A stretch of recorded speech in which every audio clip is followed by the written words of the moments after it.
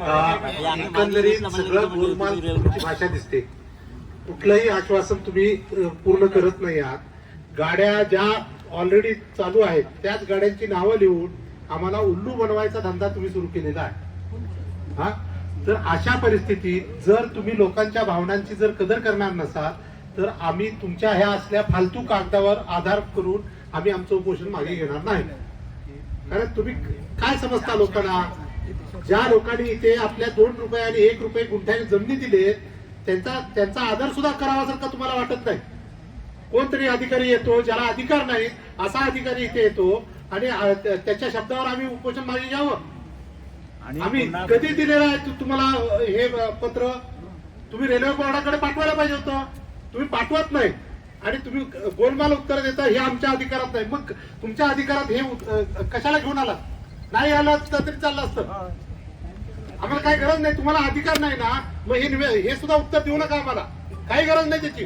Time table आमच्या सांगताय ना तुम्ही. बाकी कोणी बोलू नका. मीर आणि हेच बोलतील, बाकी कोणी वाच्यता करायची नाही. माहीत असलेल्या नाही. मी हे बघा, मी मान ठेवतो. हे बघा, तुम्ही व्यक्ती म्हणून आम्हाला तुमच्याबद्दल काही तक्रार नाही.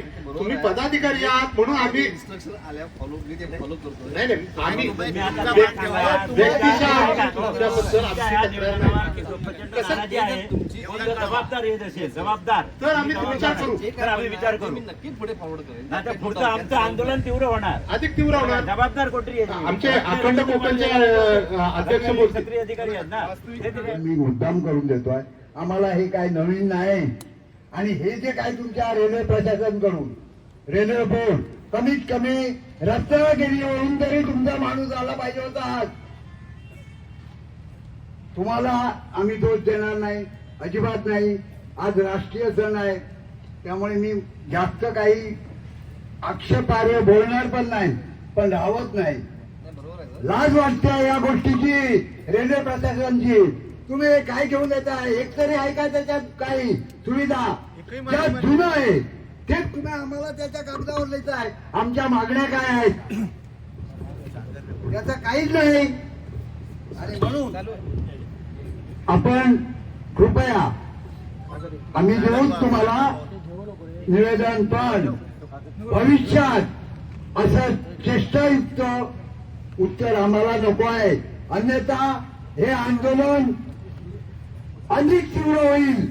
आणि राहिली गोष्ट तेलचित्राबाबत, तेलचित्राची कितीतरी उदाहरण तुम्हाला आम्ही देऊ. तेही त्याच्यात मेन्शन करून आम्ही अर्ज देऊ तुम्हाला, म्हणजे निवेदन. प्राध्यापक मधु दंडेंचा तेलचित्र लावायला तुमचा विरोध प्रशासनचा, रेल्वे प्रशासनचा का?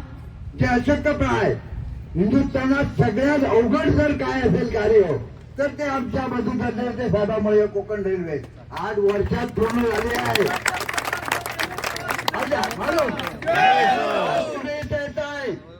आणि आज तुम्ही आमची मदत चालवली. आम्ही मुंबईवरून इथपर्यंत आलो आहे. 23 संघटना आहे, चांदा ते बांधा. आणि मला आणलं तर तुम्हाला इथून हलायला पण देणार नाही. काय उकडणार हो? काय उकडणार?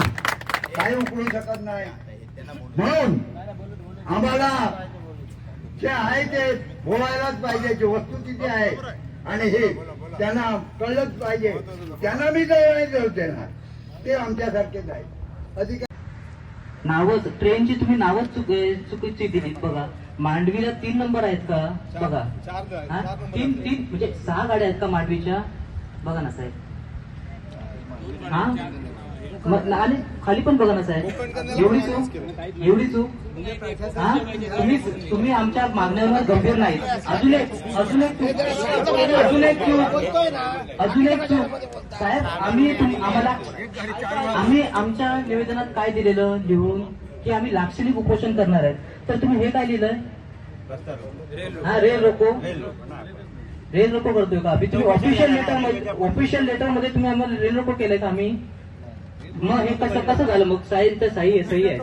तुम्ही लेटर घेऊन आलात. मी तुम्हाला प्रांजळ प्रश्न विचारतोय की असं तुम्ही कसं दिलं आम्हाला? न वाचता तुम्ही आम्हाला कसं दिलं? वाचायला पाहिजे होतं ना साहेब. हे त्यांनी सही केलंय. आता हे सही केलंय त्यांना माहिती आहे का?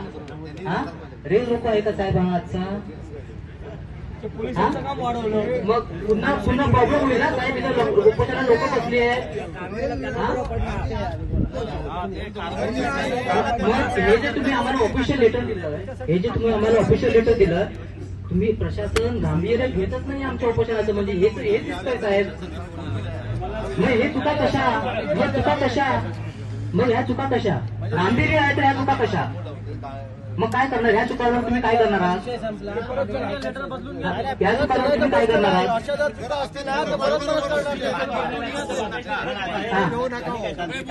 पीआरएसचा उल्लेख होता, गाड्यांचा उल्लेख होता, पीआरएस बद्दल, अमृत भारत स्थानक योजनेबद्दल.